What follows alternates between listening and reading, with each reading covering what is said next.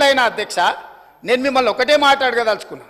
ఏమన్యాయం చేసినాం అధ్యక్ష పాలమూరులో మేము చంద్రశేఖరరావుకి ఏమన్యాయం చేసినాం? ఏం చేసినాం? 2009లో కరీంనగర్ జిల్లాలో అక్కడ ఓడగొడతారని భయపడి పాలమూరు జిల్లాకు వలస వస్తే వలసలు పోయే పాలమూరు జిల్లా ప్రజలు గుండెలు పెట్టి చూసుకొని భుజాల మీద మోసి పార్లమెంటుకు పంపిస్తే పార్లమెంటుకు పోయి ఇవాళ తెలంగాణ రాష్ట్రం వచ్చినాక మొట్టమొదట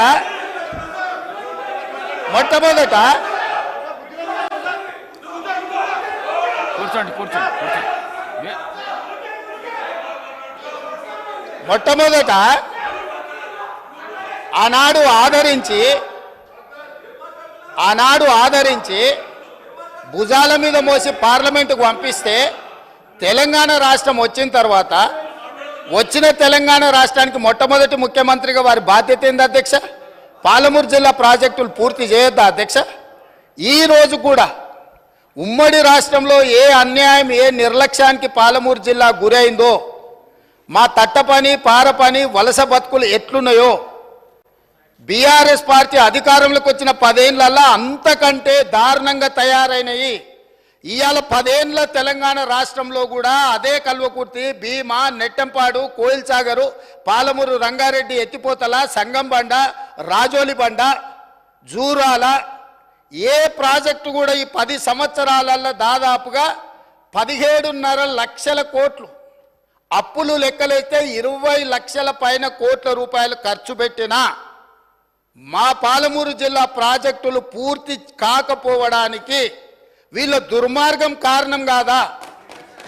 ఈరోజు రంగారెడ్డి జిల్లా ఆనాడు మీరు కానీ అక్కడ కూర్చున్న వాళ్ళు కానీ రాజశేఖర రెడ్డి గారిని ఒప్పించి ప్రాణహితలో ప్రారంభమయ్యే ప్రాజెక్టును చేవెళ్లకు తీసుకొచ్చి చేవెళ్లలో శిలాఫలకం వేపించి చేవెళ్ల ప్రాంతంలో రంగారెడ్డి జిల్లాలో 1000 కోట్ల రూపాయలు ఖర్చు పెట్టిన ప్రాజెక్టులను రంగారెడ్డి జిల్లాను ఎడారిగా మార్చడానికి మెదక్ జిల్లా వరకు నియంత్రించి ఇవాళ 3000 టీఎంసీలు గోదావరి జలాలు సముద్రంలో కలుస్తుంటే సముద్రంలోనైనా గోదావరి జలాలు కలవాలి కానీ చేవెళ్ళకు కానీ వికారాబాద్ కానీ తాండూరు కానీ పరిగికి కానీ కొడంగల్కు కానీ గోదావరి జలాలు ఇవ్వద్దని కుట్ర చేసి ఇదే ఈ రోజు అక్కడ కూర్చున్నోళ్ళు ఆ ఎల్ల అర్ధాంతరంగా అసంపూర్తిగా ఆపిన పనులను పరిశీలించడానికి మనం పోలేదా అధ్యక్ష?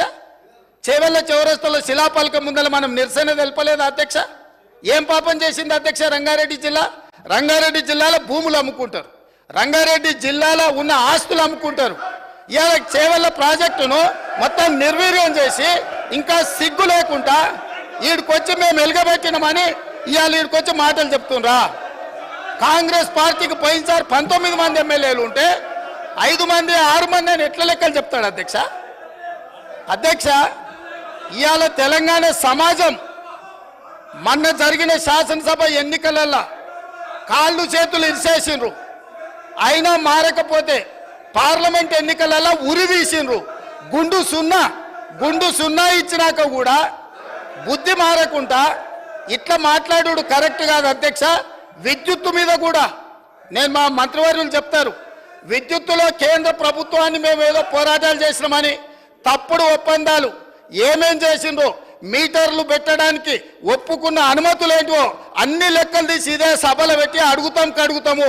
ఇప్పుడు మీ ద్వారా వారు నిజంగానే చాలా నిజాయితీగా నడుపుంటే నేను ఒక్కటే మాట అడుగుతున్నా, బతుకమ్మ చీరల మీద, కేసీఆర్ కిట్ల మీద, గొర్రెల పంపకాల మీద, ఈ 3 పథకాల మీద మీరు గొప్ప పథకాలు అంటున్నారు కదా, దీని మీద విచారణకు సిద్ధంగా ఉన్నారా? దీని మీద సమాధానం చెప్పండి అని నేను అడుగుతున్నా అధ్యక్ష. Speaker sir,